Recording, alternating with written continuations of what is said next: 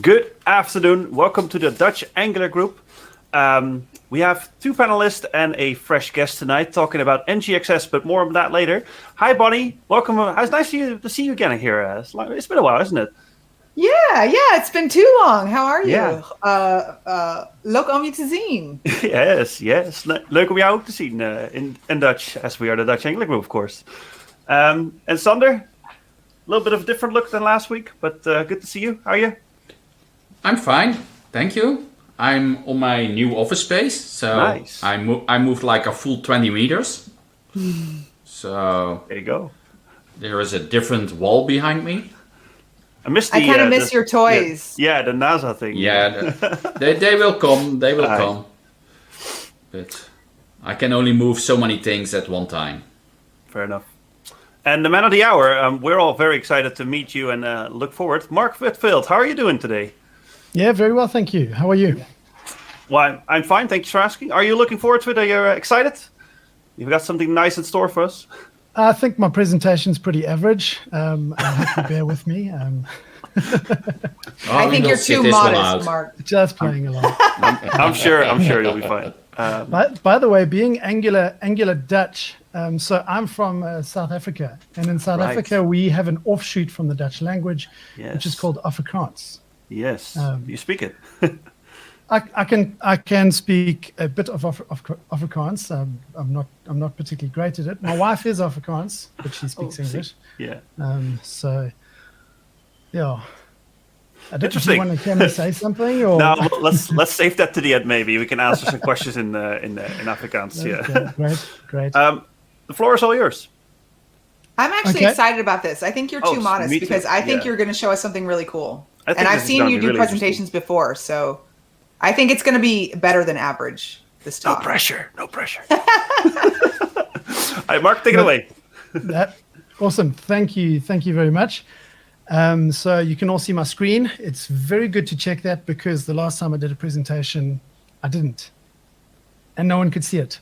So anyway, I am going to be talking about optimizing NGXS.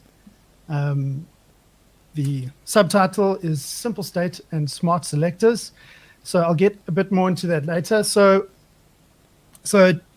I'll start off with just a little bit about myself. So I've been developing software since 2002. I built my first website in 1996, so before JavaScript. I was using the latest technology, which was frames. That was amazing. I had a website with Beavis and Butthead, Nirvana, and animated GIFs were all the rage back then. So it was really cutting edge. And I'm passionate about open source software and developers sharing and writing code in an open space. I'm the team lead of the NGXS core team. I'm a big fan of quality software development practices. So things like TDD and other human-centered development methodologies, not just about the technical, but actually about how developers interact with and build software. So yeah, that's just a little bit of a background about me. So I first of all want to start off with this premise. So the most valuable developers write simple code, testable code, maintainable code, and human code. Human code maybe needs a little bit of interpretation. Human code where you are considering those that are going to be coming after you, recognizing that you've got two readers of the code. One is the compiler, and the other is the next software developer to come along. Now, I'm talking about NGXS, and for some of you, you might know what NGXS is. You might not know what it is. It might just be this 4-letter acronym, and you joined us because you're part of this meetup.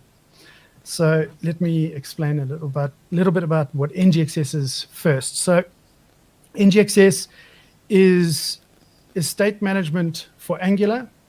So in every single application that we build, we deal with state.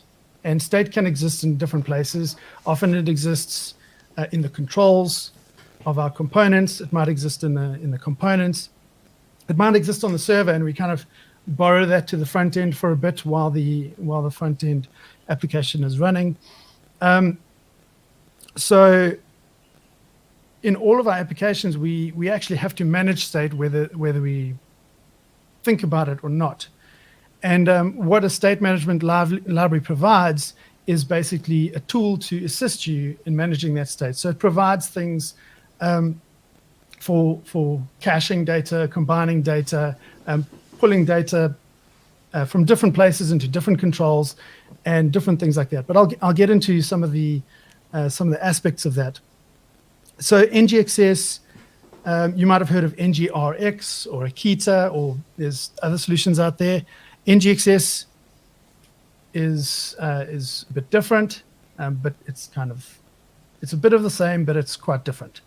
So it simplifies your data management. One thing that's very significant about it, NGXS, is that it leverages decorators, classes, dependency injection, all of the things that are more familiar for your average Angular developer. So you don't feel like you've stepped into another almost functional or React world when you piecing together your state management. Everything feels very familiar for Angular. It also provides a place for your application's intelligence to live. So often I hear people talking about, do you need state management or not? Do you need a library to help you or not?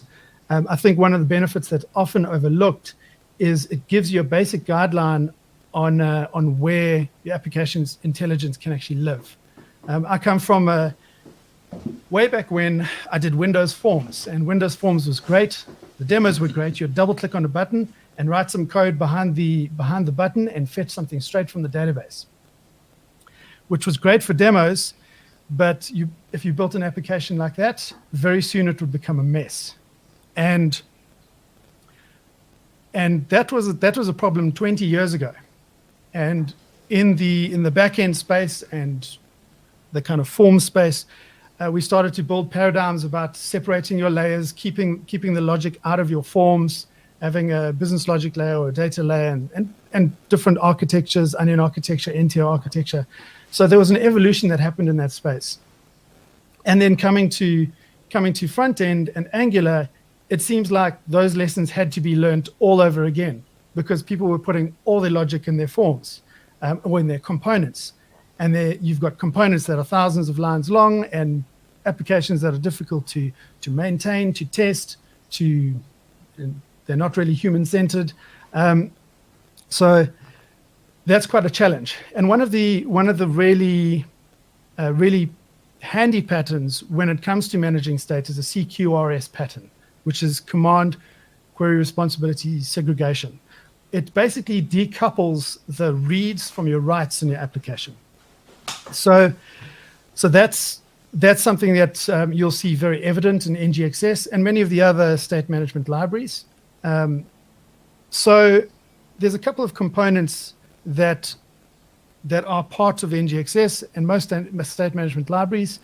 So you've got your components on the one side and you've got your state on the other side. And in order for your components to interact with your state or put data into the state, you would fire off actions. And then in order to get information from your state, you would use selectors. So let's unpack each of those a bit. So actions basically represent a message or an event or command, something that's happened in your application or expressing an intent. It reveals the intent of maybe I want to load the customers or something like that. In NGXS, an action is represented with a class, so we don't have like an action creator method or anything like that, because essentially that's what a class's constructor is. It's a factory function for creating a thing, and along with a class comes typing for your action, and so you've got your constructor, your factory function, and you've got typing for it. So here we've got a class that's called load recipes. There is a static type there, which basically helps with a descriptive name for this action and to make it uniquely distinguishable within your application. And then you see in the constructor, I've got recipe type, which is, it's essentially the payload that's coming along with this action. So I'm saying I want to load recipes of a certain type. I would fire off this action, and my state, any part of my state could respond to this action and do something with it. So then the other thing is that actions are multicast. So I could fire off the logout action is maybe a common example. I fire off the logout action, and potentially every single state in my application might respond to that and go, oh, let's get rid of all of our data, because we don't want unauthorized people to have access to this data. Maybe you'd keep your lookup state around, but each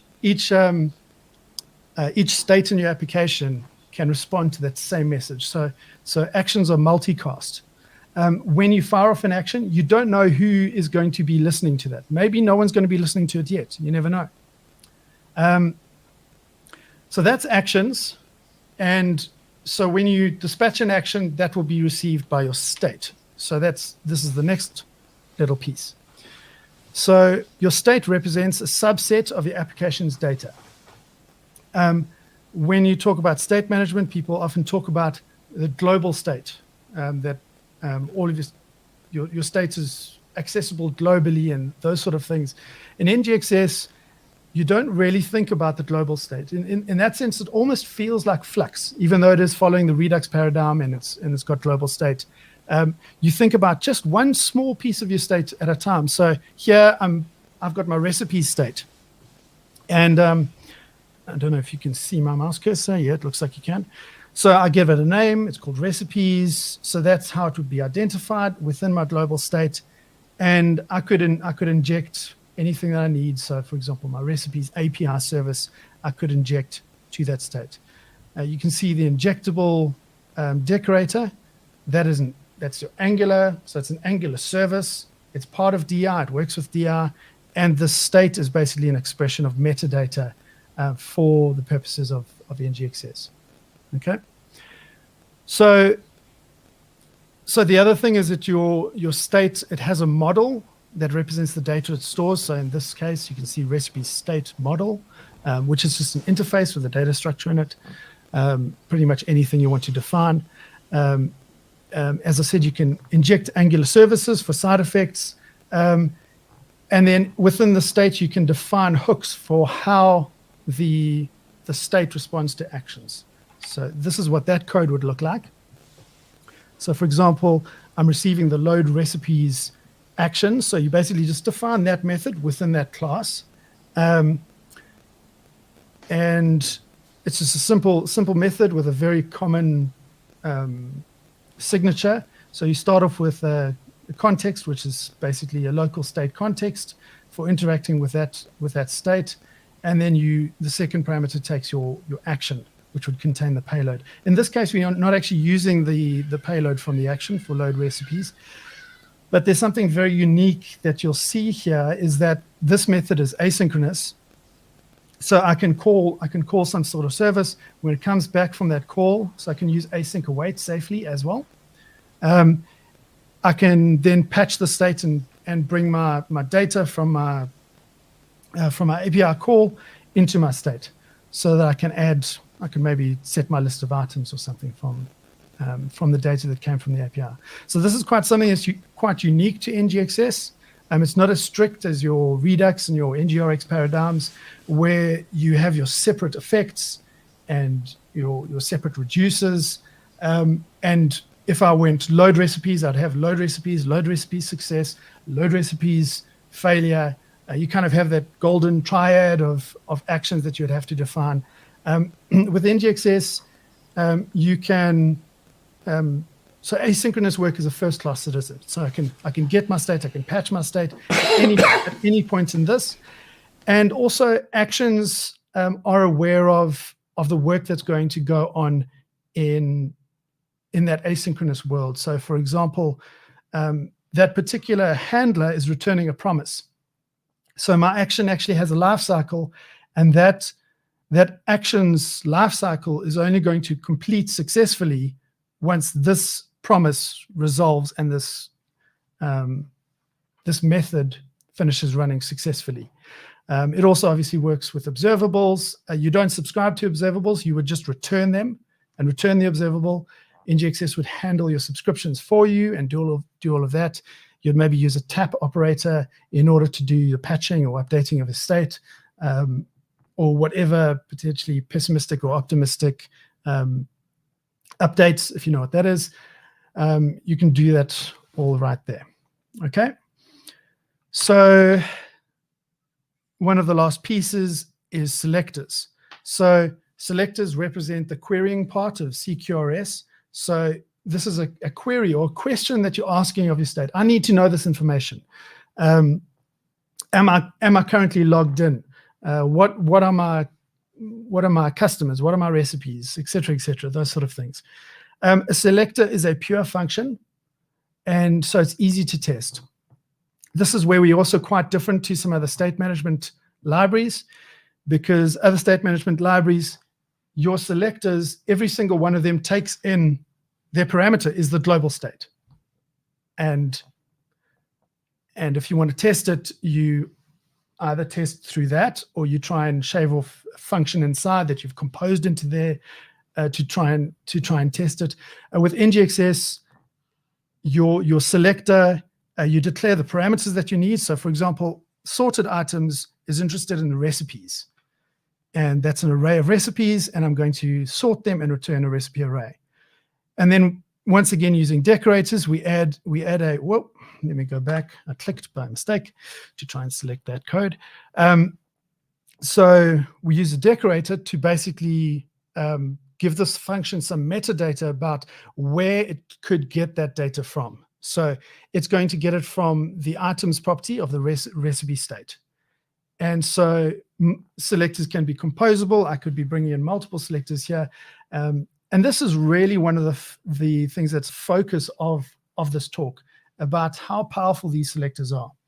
They are composable, and one of the big things is that they are cached based on their arguments. It's known as memoization. So if I was to call it again, or if something changes in my state, and maybe something else on recipe changes, recipe state changes, maybe I've got a selected recipe ID or something like that, but the recipe state.items, it's the exact same array.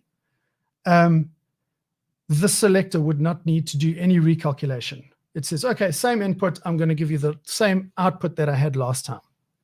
And in that way, these selectors are very much optimized. And then on the other side, we've got our components. Now, for our components, we'd really want minimum code behind. So we would want to bind our components to our state, to whatever aspects of data that we need from our state. So for example, here in this example, we have, once again, a decorator at select recipe state dot sorted items. So that was that sorted items selector that you saw previously. So this is basically going to connect this property, which is an observable of a recipe array, into our state. So that basically wires it up for us. We don't need to do anything more there. And then if our component needs to communicate with our state or send some data in, we can use a store to dispatch actions. And to create an action, you just new up the class, you dispatch it, and you're good. So select a recipe, there's a recipe name, and now our state management can respond to that. So, so this is very similar on this side to how you might bind your component with NGRX or those sort of things. You'd use the async pipe, and you might switch over to the on-push change detection strategy. It's pretty much normal with state management like this. The other thing about NGXS is that we have many useful plugins. So we have an incredibly active community. We have about 1,300 people on Slack. I battle to be the first person answering a question. We have really active community. Our core team it's seven members in our core team. Really great set of people involved in this project. and a whole lot of plugins contributed by the community. So if you have a form, you just add a simple directive and it binds that form to somewhere on your state, and now you can interact with that that data in your state management, and it updates both directions. If you want to persist your state, or maybe your auth state or lookups or something like that, into local storage or any other sorts of storage, we have a plugin for that, connecting your router to your state, or router, as I would say in South Africa, to log things about your state. We have a plugin for Firebase that works well with the connecting to the mechanisms that Firebase uses, and basically keeping your local state synchronized with the Firebase APIs, and also Redux DevTools and many more. We have something called NGXS Labs, where there's a place for experimentation with making new plugins. Great. So to the topic of this talk, simple state, smart selectors. So in our application, typically there is some sort of central state that our application is dealing with. So state X and state Y, and that state is represented in multiple different views in our application. I'm talking view kind of in the general sense. This might be a component or composition of components, but really this is how the typical application works. And maybe some of the views combine different aspects of these data. Some of them are simpler, some of them are more complex. So the principles that I want to speak about today is, first of all, to store raw data in your state. So do as few transformations as possible. So don't when you, for example, if you fetch the data from the back end, don't worry about changing that data structure too much to turn it into something that makes sense for your views in your state. Rather, just put it in as raw form as possible into your state. Potentially, you might need to do one or two transformations. So, for example, I've seen a case where on the JSON object that's returned, the addresses field is a string which contains JSON. So, by all means, convert that addresses to an actual object. Make a bit of a sane data structure, but do as little as possible to transform it before you put it into your state. So if you're capturing input from forms or wherever, put that into the state as raw form as possible. We want to keep as much transformation and data manipulation logic out of the state as possible.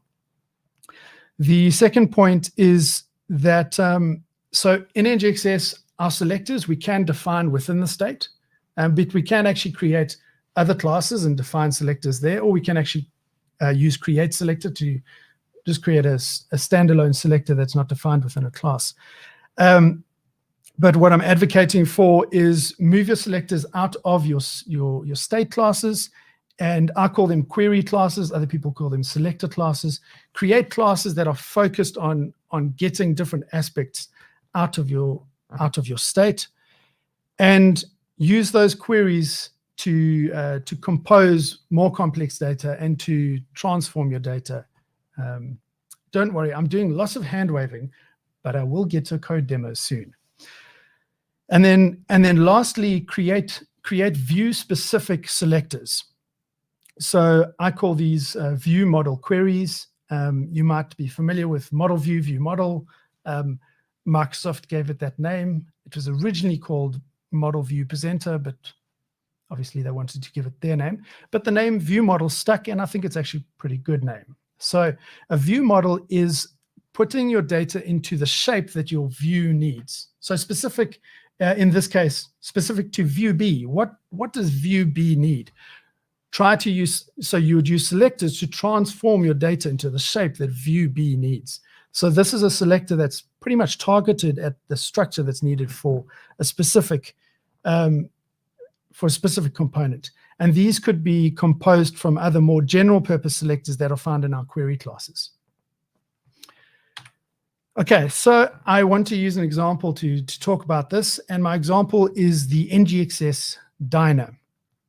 Now, the NGXS Diner the application is made up of a few different sections, our restaurant, our kitchen, and our stockroom. Okay, our data structures, our fundamental data structures that we have are some orders. These are the orders that diners have placed, and the recipes in our chef's recipe book. So the ordering view is interested in the orders and the recipes because it maybe is going to tell us what orders need to be come through and some preparation instructions. We have a recipe list that's only interested in the recipes. Our kitchen is only interested in the orders that are coming through, and our stock room needs to know what needs to be picked for this particular orders. Okay, so this is the basic idea of the application. I threw this together in about 4 hours. So please forgive my incredible graphic design work on this. Okay, it's beautiful, Mark. Yeah, well, you haven't seen it yet. Just pretend. We already love it. Okay, cool. So enough talk. Show me some code. So let me pause my slideshow. Okay. So this is actually available on StackBlitz. If you want to have a look later, I'll include the link. So this is our beautiful Angular material design going on. So this is our restaurant. We have a number of tables in our restaurant. We have one table open. The other ones are unoccupied. We have a kitchen section, a stock section. And I'll just restart this. And this is where servers fail and everything goes wrong. No, okay, cool. So let's open up table 1. These people have arrived and we're placing their orders. So who wants, what do you want to order? Any orders? I want the curried beef stew. I'll have the gambas. Gambas, okay. Yeah. Cool. I want that pineapple pizza, please. Pineapple pizza. Mm-hmm. Okay. Awesome, Sander. Hey, Sander, you don't have to eat my pineapple pizza. Okay, let's give Sander a pineapple pizza. So we got 2 pizzas. Okay. Sander does not want pineapple pizza. Look at that face. He doesn't know. Sander, what do you want? Pineapples and pizza shouldn't mix. Okay, it shouldn't mix. Okay, let's just take that away. I go for the curried beef. Yeah. Okay, so we've got 2 curried beef stews. So this is great. So this is the orders for table 1. And literally, as I was clicking that was basically just sending messages to my state management saying, okay, I'm adding this, I'm adding this, I'm adding this. So that table's order is complete. And if we go and have a look in the kitchen, there's got our orders: 2 curried beef stews, flathead pizza, and the gambas. I don't know how to say that. Let's just say that we have a couple of other orders. So someone wants chicken liver pate. Someone's got to have that. Curried beef stew is quite popular tonight. Let's pop in a pizza, a stew, and then that thing, whatever that is. I think it's a pudding. I'm not sure. This restaurant's booming, mate. Yeah. People are pouring in. This is the latest hotness. It's that pineapple pizza, man. It looks like the beef stew has won that race. Sorry, Bonnie. Okay, so we have 7 beef stews, 2 pineapple pizzas. And so those are the orders that have come in for the kitchen, and they are going to be producing those orders. Obviously, the chef is going to take this and do his thing. But he sends someone off to the stock room. So the guy opens this up in the stock room, and there it's got a list of all the ingredients. So obviously, there's 500 grams of mozzarella amongst all those pizzas. What is going on with this smoked paprika? Smoked paprika. So that is nan, means you go and get that from Nana, from your grandmother. So yeah. So just go and borrow it from Nana. So basically bring the thing of salt or paprika. As you can see, I made this in 4 hours.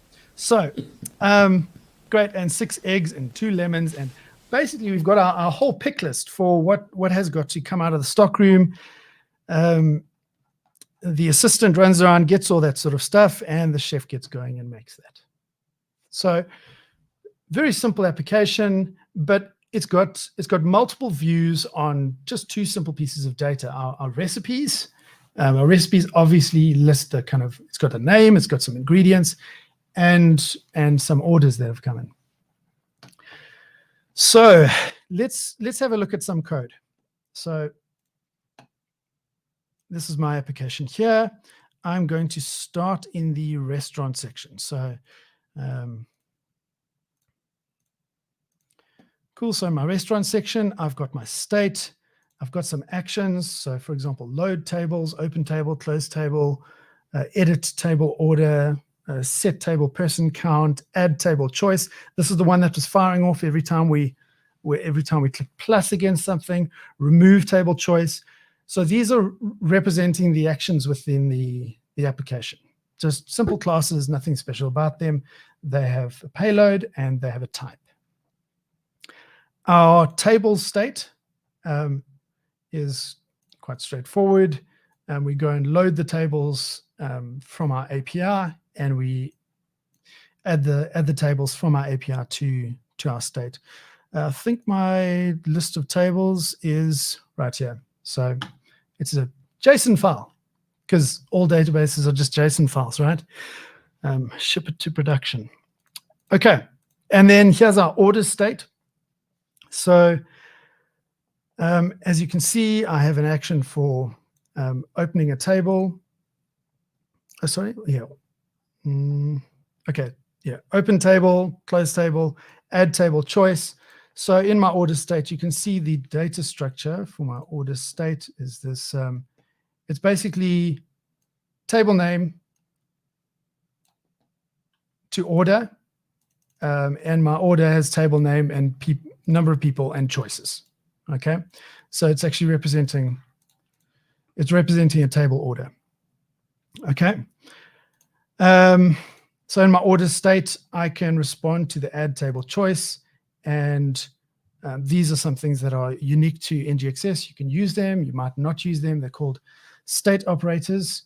It makes it really easy to patch deeply nested state for you. So for example, on that table name, we are adjusting that table.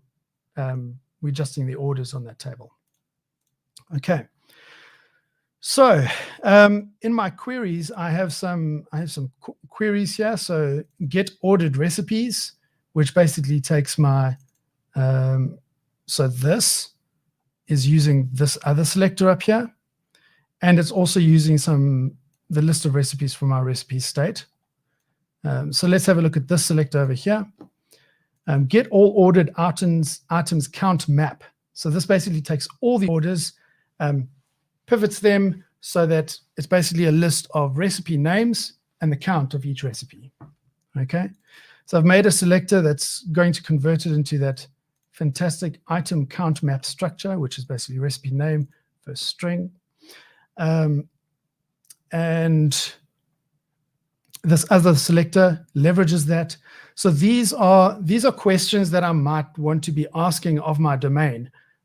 These are general selectors that could be used by any view. And then in my view, so I have a page, which is my restaurant home page, and in my component, I have very little code. I basically bind to my table view model queries, get view model, and that returns me this ordering view model data structure. So here's the HTML for that. I use the well-known async pipe to get the information out of my view model and handle subscription and those things. And then my component, so I've got my tables view, quite a straightforward component, very little logic inside my component. That has those table cards. This represents all the information from the table orders. And this component maybe has a few things: open table, capture order, close table, those sort of things that dispatch actions. Table view is that modal dialog that pops up, and Once again, very little code in this component beyond what's required from Angular, and we can select from the store in this way as well if we need to, using the actual store, and we can dispatch like that. So the idea here is that I have used a view model query to shape my data as is needed by those particular view models. So get view model for table function. This is, I can't remember what data structure this is. Oh yeah, so okay, so this returns a function. So my selector can return a function. We call them lazy selectors. So my selector is going to give me a function on my component side, and I can call it with a table name. And it will calculate what the orders are for that table. This is used in representing those table cards. This function that's returned from the selector is also memoized, by the way. And then I've got my table view model queries. So I once again compose other selectors to create a more advanced selector. So this is really where the logic of my application is sitting, in these selectors, manipulating the data, transforming the data, those sort of things. And these things are extremely testable. They're pure functions. They don't require really any test bed setup to get going because they're static. They should never be accessing services or APIs, or even they shouldn't even be accessing the system clock. I've made a clock state before, which basically just updates the clock every second or minute or whatever, and I have selectors that will give me the current minute, the current hour, the current day, those sort of things, so that I can keep my selectors absolutely pure. So I could have a selector coming in that's maybe my clock state.current time coming in. So once again, that's extremely testable. I can imagine a leap day and just write a test for that. So then let's go to our kitchen. Once again, we have a kitchen page. The component looks very simple. It uses its view model. Here's the view model for the kitchen.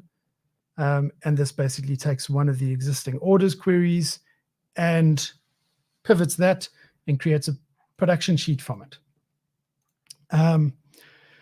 Let's have a look at the orders list.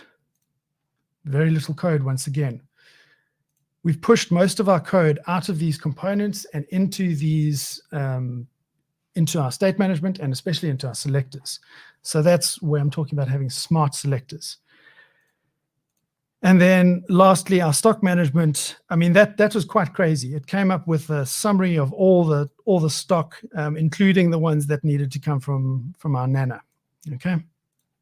So our stock management module, we maybe have some general purpose queries, get ingredient orders, which is doing some crazy stuff. I could split this up.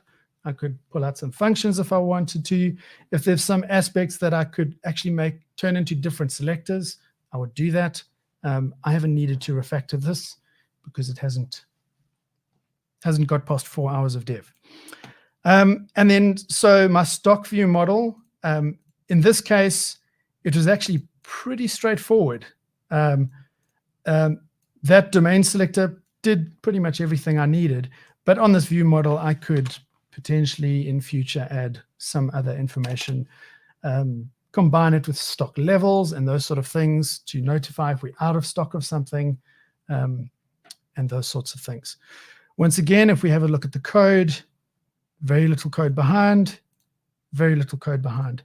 Our entire application, all of that functionality was probably done with less than 100 lines of component code and a number of lines of state management and selector code. It's fully reactive, fully responsive. You don't really have to think about updating anything. The selectors drive all the data that direction for you. Okay, so let me carry on with my presentation. you've seen a lot of code. What are the things that we can take out of that? So going back to the principles, we store the raw data in the state. So basically stating, okay, this table, these are the choices, etc., etc. Make that data structure as simple as possible and easy to interact with on your state management side as possible. You've kind of got a choice there because that came from the front end, from controls and different things like that. The data from the back end, I just jammed that in its raw form straight into my state management. I had the query classes or selector classes that represented kind of these domain level queries. As you could see that those were pure functions, very testable, very simple. At no point was I thinking, how do I get something from the global state? I was just composing different pieces of state into the selector, and in that way you can build up really complex inferences from raw data in that way. And then I had view models that were specific to the view. As you saw in the one case, the view model wasn't actually doing much. I still put it there because just to keep following that pattern, and also just to leave room for growth, as I mentioned, in case the stock room needs to know about the current stock levels to know what we might need to run to the shops for. So that is my presentation. I'm available for questions. The link, I'll post a link to the slides and the code on Twitter after the talk, and please follow NGXS Store on Twitter for NGXS related news and updates. On Twitter, I am at Mark Whitfeld. It's not Mark Whitfield, it's Feld. I don't know who the other guy is. And join our Slack. Try out the project on a small code base or an experimental code base or a section of your code if you want to. Some people think that the XS stands for extra small, or this is just for small projects. NGXS is being used in seriously massive projects. So there's no thing of use NGXS for small projects and something else for bigger projects. This is not just NGRX with decorators. This is a rethinking of state management for Angular, leveraging things that are familiar for Angular developers and taking some trade-offs and compromises in aid of better developer experience. But I think, are you sure XS doesn't stand for extra small? No, no. What does it stand for? Yeah. What does it stand for? So, yes, in the beginning, there was NG. And that was the first day. And then on the second day, Angular 2, there was NGX because all the NGs were taken. Right. Okay. I see where you're going. And guess where the S comes for the in? multiple versions. Yep. So the X is for NG2 onwards. And Or the state. S is for state. Yeah. So very creative name. But it's stuck. And yeah. I like it, but using it, so. Back in the day, was it like all the libraries were prefixed NGX dash, right? So NGX dash S would have looked weird, maybe. Yeah, it would. Yeah. I see. Cool. Well, that was one of the most important questions, of course. What does it stand for? But I had another one because I saw the action decorator that you use with load recipes that had a context and action. Is that like these variables? Are they part of the decorator, or are they like part of the dependency injection? Like, how does it work, or is it type safe in that sense? So let me share my screen again. Sorry, Sure. I can't out of that. And I will resume slideshow, stop slideshow. There we go. Yeah. Got back there. So let's go to one of these states. Let's go to the restaurant state. Okay.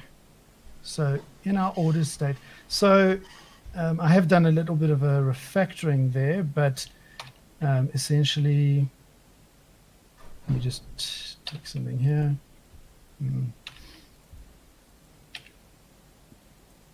So there is a type called state context, which comes from NGXS, and the model is the type of our so add table choice. Let me just replace that. So the first parameter is known as a state context. That's an object that is provided by NGXS. So when NGXS sees this action being dispatched, it says, hey, are there any states that are interested in this action? And I mean, in the same state, I could have multiple add table choice 2 if I really want to break my application. So I could do that, and I'll just double up on every order. The context is the way that we can interact with our state. So on the context, there's a number of things that we can do. We can go get state to get our current state, and we can have a look and go, oh, this is not a great state to inspect because it's essentially a map.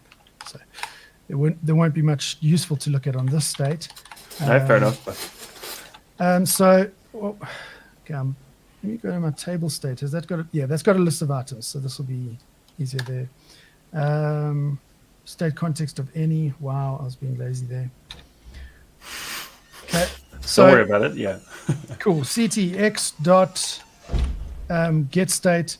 So the type is basically our model there. So dot items, and I could check the length and do something dependent on that. So CTX also has the ability to dispatch. Okay, so I could dispatch any action like I've got there. What's very interesting, so that's in the on init. I'll show you down here. CTX.patch state, that changes the state immediately. And that updates only the properties that you specify. So if I had multiple properties, so if I had oh yeah, exactly. Yep. So if I had an is loading or something on there, okay, I've got to provide a default is loading false. So I could patch that state, and I could optionally update whichever items that I wanted to in there. And then one thing I wanted to show is so CTX cache storage. That's awesome too. Thank you, VS Code. So to CTX.dispatch, okay, I'll just put nothing useful there. What CTX.dispatch returns is an observable. Okay. That's nice, yeah. So, for example, if I dispatch some other action, let's just find some other action. So open table, I don't know. When you call load tables, it's going to open table 1 or something, I don't know. So you can dispatch multiple actions at one time. Let me not hassle too much with the typing. Okay, that's our table's name. So this returns an observable. So if open table did some asynchronous work, maybe it had a promise, maybe it had an observable that it returned, or it was an asynchronous, had some asynchronous component to that. The observable returned by dispatch will only complete or push out a next once all that work is finished. And if I said return here, basically what I've done is I've said the completion of load tables is when this completes here, and then I'm going to dispatch something, but only once that has done its asynchronous work does load tables complete. So we can kind of join the lifetimes of these actions. So that's one thing that's quite different in NGXS, where an action has a concept of a lifetime, and if this throws an error, then that action is completed unsuccessfully.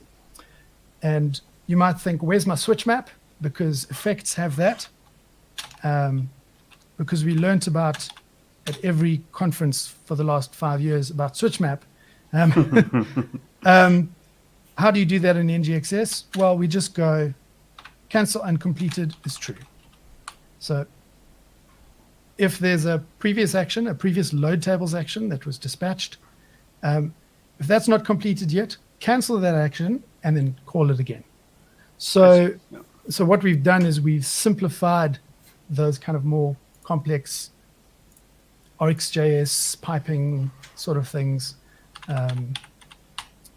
and given a cleaner, simpler API. At least we think that we've created a better developer experience for getting you to where you need to be without the cognitive load. And you can also see, for example, async await. It's quite easy for a junior developer to work with that. Fair enough. Yeah.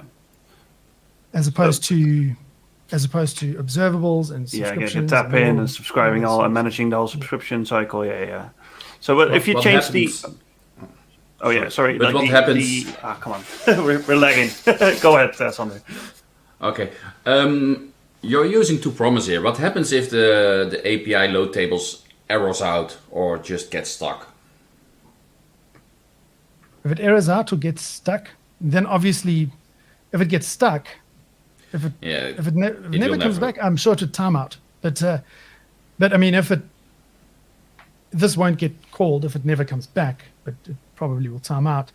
But it would most likely come back with an error, which obviously that promise would be failing. And essentially what would happen is that this load tables, it would complete with an error instead of success. So you could do a local try catch in here. You could use those errors. If you don't handle them, push back into the global error handler for Angular. But you can there's also an action stream. So you can actually say, I'm interested in all failed actions because I want to do something special with that, or a specific action that's failed. I want to run some code if that happens. If you're using toPromise, obviously you don't get all your retries and all those sort of things. So then probably use observables. But then I'll take away the async and await and then just return that, take away toPromise pipe. So it's just converted to the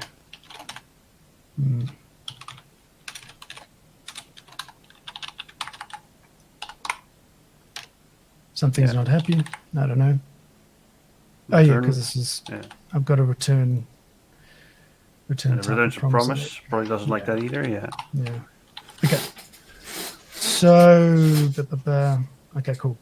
Oh, this is I don't know if that's failing. Okay. So anyway, so this here, NGXS will manage that subscription. So it'll subscribe to it. So sometimes in my applications, I have an action that essentially runs for the entire lifetime of the application. For example, that clock action, that just sits with an interval and just sets state on the clock every couple of seconds or minute or whatever's needed. So that action actually never completes, and that's not a problem. Cool. So on the action decorator here, if you have the load tables symbol now that it takes, if you change it on the action in the actual function, like if you change it to like accidentally take the wrong one, does it see that? Like, does the compiler see that is wrong, or? So matching that to that. Yeah. Are these types? Is this like this function? Is that type safe now because of the decorator? So it is open table. So unfortunately not, and that is a limitation of TypeScript. That is one of the downfalls. That is one of the downfalls of decorators. Decorators can't do type inference. They can actually do type checking, but unfortunately, the type checking that we would have needed to have done here would have required us to make that public, which you don't really want to make those methods public. You don't want people to be using this class as a service. Exactly. It sits off to the side. Maybe you might ask how does this all get initialized? I've got my NGXS module for root there. And then in my restaurant module, so it supports lazy modules out of the box. I don't have to think about that. I just go NGXS module for feature, and now it just adds those two states to my application. So that's clean. That's very clean. If it did have something in maybe storage or something related to that state, then as those initialize, they would load their data out of storage. So, and this NGXS, if you're familiar with Flux, it kind of feels like Flux because you never think global state management. You're always thinking kind of just these small little atomic states. Yeah, you're part of the state. Yeah. So, cool. Speaking about that architecture, which I really like, but I enjoy seeing that, by the way. So that's a compliment. Is that enforced or supported as a convention by NGXS? So if you generate state, I'm not sure if you have schematics or generators in there. Which architecture are you talking about? Wait, I just wrote it down because I can't see it on the screen anymore. The components, dialogues, models, then specifically the pages, queries, services as state and view models, which you wrote, I guess. Is that something that's as a convention within NGXS, and is it sort of like recommended in that sense? Hey guys, I just want to jump in and say goodbye because I have to jump off. I have another call at the top of the hour, but thank you so much for the demo, Mark. It was really good to see y'all. Thank you, Bonnie. Bye. See you, Bonnie. Thanks for stopping by. And bye.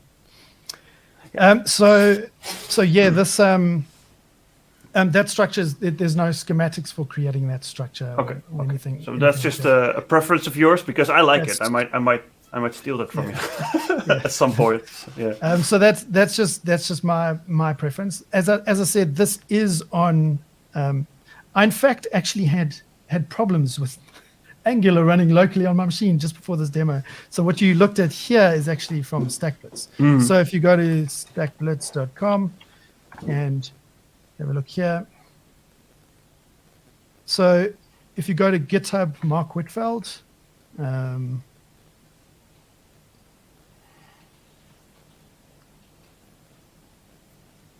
you'll see. We have a question from Mustafa. Yeah. Oh, yeah.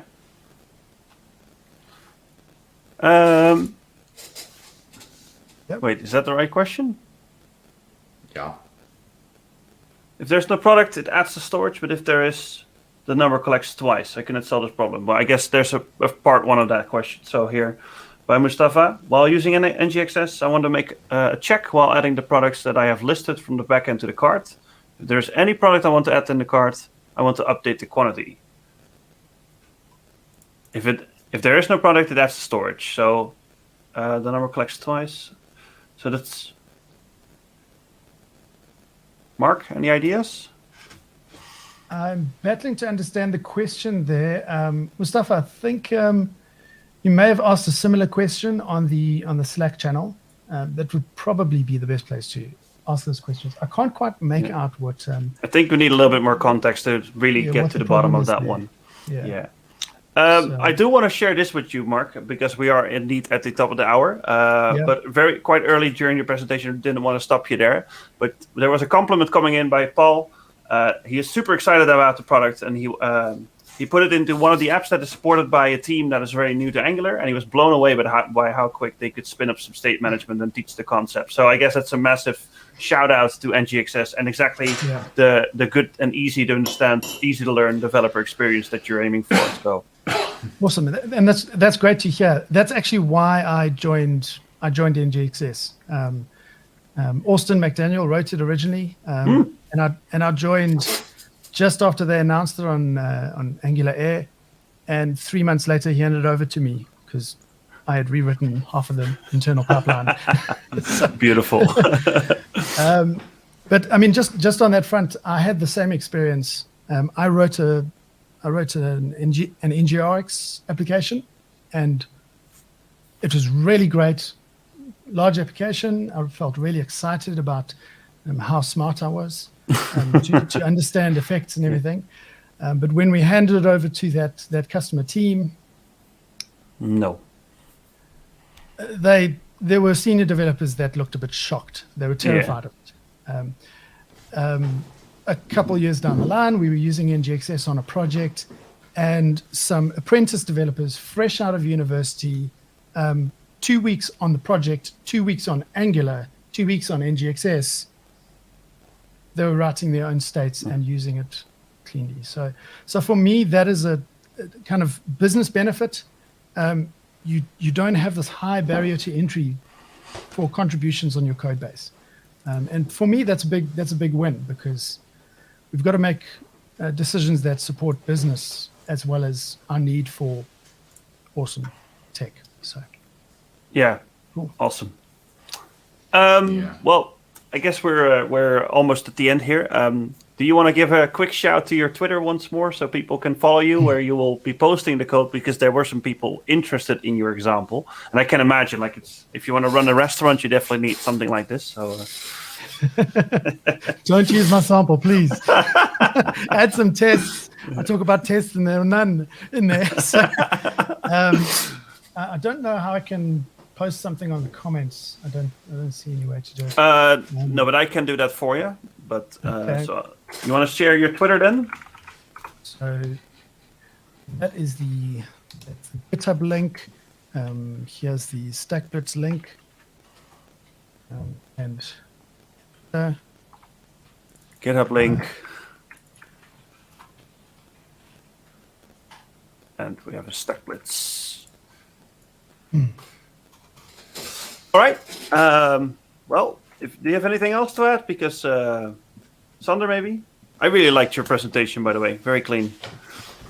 Yeah, I want to thank you, Mark, because it was really clean and it highlighted a couple of things that I'm a big fan of, namely simplicity. Don't write code you cannot maintain, or that somebody else cannot maintain.